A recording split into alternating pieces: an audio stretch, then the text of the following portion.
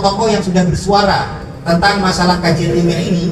Kalau misalkan saudara-saudara sekalian juga menyaksikan di YouTube, terutama ada Kiai Madin Usman, ada saya Bagus Mogini Fadil, bahkan beberapa tokoh juga sudah berbicara, Kiai Syarif ada suka, Kiai Said Akil Siroj, kemudian bahkan Profesor Kiai Yusuf, Profesor Mahfud MD pun juga sudah bersuara, Romani Ramamud juga sudah bersuara, anggota RI dari DPR RI dari Nasdem, Bu Irma juga sudah bersuara, Kiai Munawir dari MUI juga sudah bersuara. Jadi ini sebenarnya sudah mulai viral dari tahun lalu. Nah, cuman ini saya jelaskan sedikit bagi yang mungkin masih awam. Nah, intinya ada tokoh-tokoh yang sudah menjadi incaran.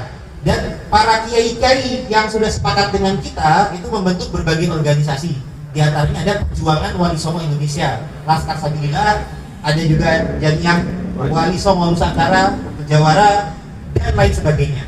Jadi sudah membentuk organisasi sebagai wadah untuk memperkuat kekuatan ya. Karena kan apabila kita jalan sendiri masing-masing, bagaikan lidi mudah dipatahkan. Jadi dibentuk suatu wadah untuk memperkuat. Nah, jadi rencana awal tadi malam itu adalah kita undangan dari Kiai Junaid Al-Baghdadi, salah satu ulama dan tokoh kasepuhan di Kerawang, Jawa Barat. Nah, beliau juga didapuk menjadi kasepuhan daripada organisasi PWI, Perjuangan Wali Songo Laskar Sabilillah Nusantara, yang nanti malam tanggal 11 Agustus akan mengadakan pelantikan PWI di komplek makam Syekh Kuro Kerawang. Untuk persiapan menuju acara nanti malam itu para anggota-anggota PWI biasa melakukan musyawarah di pesantrennya Kiai Asep di Rengas Dengklok Kerawang, pesantren Mandau Bulung namanya. Nah, itu sudah ada biasa-biasa musyawarah. Nampaknya musyawarah ini sudah diketahui oleh anggota, saya langsung bilang saja FPI karena saya ada punya buktinya. Jadi anggota FPI itu sudah mengetahui akan, atau ya para pendukung Habib, mungkin ada FPI yang masih struktural atau organisatoral, saya kurang tahu ya. Yang pasti para pendukung para Habib ini sudah ada ancaman-ancaman supaya acara nanti malam di PW ini tidak terlaksana, dan mereka mengetahui bahwasanya rencananya kan mengundang tokoh-tokoh yang banyak bersuara kontra Nasab Habib Balawi, yakni Kiai Madin Usman Al-Bantani yang menulis tesis tentang kepalsuan Nasab Habib, dan juga Kiai Abbas Buntet, cucu pahlawan pejuang dari Cirebon, Kiai Abbas yang turut berjuang di Perang Surabaya, Jadi ada rencana kehadiran dua tokoh petinggi daripada PWI. Nah, saya pun juga termasuk wakil ketua mewakili Trah Kesultanan Banten juga. Nah, kemudian rencana di malam nanti salah satu kasepuannya kan adalah Kiai Junaid Al-Baghdadi. Nah, beliau ada acara rutin tiap malam minggu, terutama ada hari-hari yang kliwon apa gimana tuh hari besar, ada acara di pesantren beliau di Rengas Dengklok Kerawang. Nah, beliau mengundang anggota-anggota PWI, terutama juga Kiai Imat, kalau bisa hadir di tadi malam tadi supaya membicarakan musyawarah untuk kelanjutan acara di nanti malam. Nah, jadi ada acara tanggal 11 Agustus, ada acara tanggal 10 Agustus. Nah, 10 Agustus ini acara khususnya daripada Kiai Junaid Al-Baghdadi. Nah, Kiai Junaid Al-Baghdadi ini acaranya di Rengas Dengklok Kerawang. Nah, ketika biasa acara gitu biasanya ribuan jamaahnya banyak, jadi biasanya suka macet, makanya ada arahan dari panitia tidak bisa langsung ke lokasi, ada tempat meeting point dulu, ada tempat transit dulu di pesantrennya Kiai Asep Mandau Ulum yang nggak terlalu jauh. Nah, para polisi pengamanan utamanya di lokasi acara dari Kiai Junaid. Jadi yang diutamakan pengamanan di tempat Kiai Junaid. Di tempat transit hanya anggota laskar dan banser saja, belum ada pengamanan polisi. Nah, maka ketika yang dicari-cari oleh kelompok mukibin atau pendukung para habaib itu, mereka ternyata di panitia sudah memberikan ancaman. Bahkan dalam WA sudah memberikan ancaman bahwasanya ada upaya pembunuhan kepada Kiai Madin Usman Al-Bantani, hendak memenggal kepalanya daripada Kiai Imat. Jadi ini sudah ada upaya ancaman dan upaya pembunuhan itu sudah ada. Nah, di tempat pesantren karena Kiai Imat sudah menyatakan tidak akan hadir, mungkin menjadi lengah, seakan-akan oh kalau Kiai Imad sudah tidak menyatakan hadir, insya Allah relax aman. Nah padahal yang berjuang kan tidak hanya Kiai Imad, tapi juga ada tokoh-tokoh di sekitarnya. Nah karena saya juga sering mendampingi Kiai Imad, jadi ketika kita di pesantren Manbaulu, nah kita lagi lokasi persiapan menuju ke pesantrennya Kiai Junet. Nah ketika keluar ternyata sudah ada masa. Nah awal-awal kita husnuzon, mungkin apa namanya kan berbau nggak pakai seragam tapi kan ya busana muslim pada umumnya. Awal-awal ketika mendatangi saya kira mau salim apa gimana gitu. Ternyata naik-naik badi mau mempersekusi bukan yang mau salim. Dan mereka tuh mencari-cari Kiai Imad. Kiai Imad tidak ada, mereka ada yang mengenal. Wah ini mau gini, bagus mau gini. Jadi mereka mengincar saya karena sebagai orang yang dekat dengan Kiai Imad. Nah mereka mengincar saya, yang orang-orang tim kami berupaya mengamankan, termasuk istri saya, termasuk Kiai Ihsan, dicoba diamankan untuk masuk ke mobilnya beliau.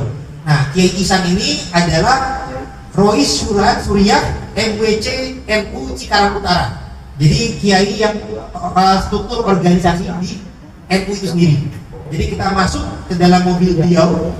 Jadi kami dalam satu mobil itu ada supir, ada Kiai Rois Suriah MWC NU Cikarang Utara namanya Kiai Ihsan, ada saya, ada istri saya, ada Kiai Asep sebagai tuan rumah pondok pesantren Manbaulu tempat ansip dan juga ada santri.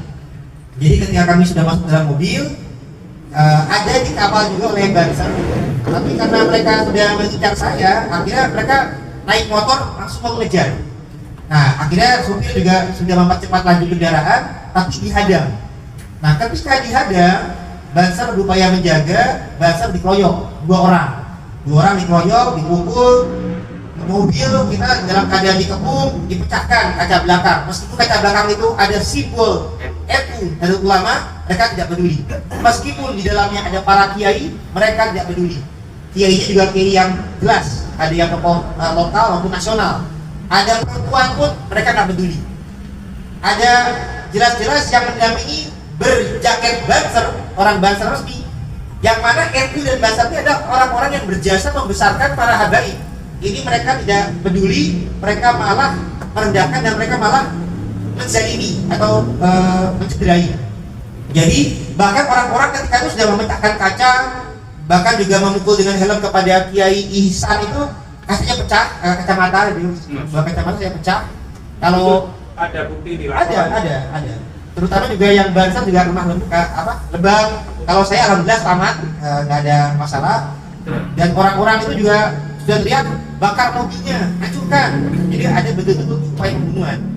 Nah, akhirnya kita putar balik kita kembali ke arah pesantren, langsung tutup pintu, para santri berjaga-jaga dan panggil polisi. Jadi intinya kepolisian alhamdulillah sudah segera datang mengamankan.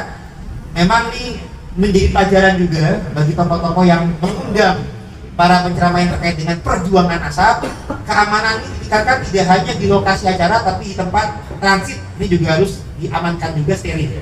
Nah jadi utamanya kronologis seperti itu. Ini tindakan yang sungguh kami rasa biadab, karena ini Indonesia adalah negara yang mengedepankan toleransi.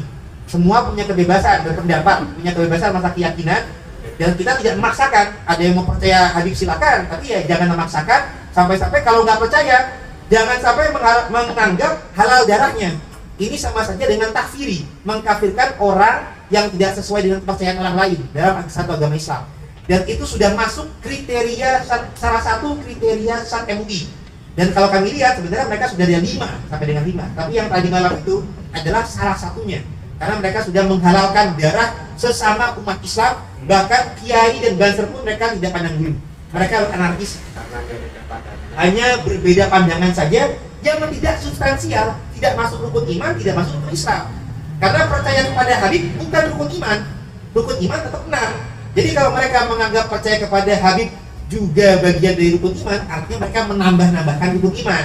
Nah itu juga sah juga kalau seperti itu. Bukti keterlibatan oknum Habib, karena di situ mereka menyampaikan juga di FPI. Kemudian buktinya adalah ketika kami dipersekusi, ada yang merekam dan langsung disiarkannya di YouTube channel Sayyid Bahar Smith Official. Jadi ini membuktikan memang ada konspirasi dari kalangan oknum Habib karena mereka sudah terstruktur, terencana, mengetahui tempat lokasi kami ngumpul. Mereka langsung sweeping, persekusi, mencari-cari Keimat, bahkan sudah upaya pembunuhan karena sudah ngomong bakar mobil, hancurin, bukannya sekedar supaya demo, bukan, karena kami tidak ada ceramah nasab, bukan, kami sekedar undangan menghadiri acara undangan agama, acara haul dari Syekh Kiai Junaid Al-Baghdadi.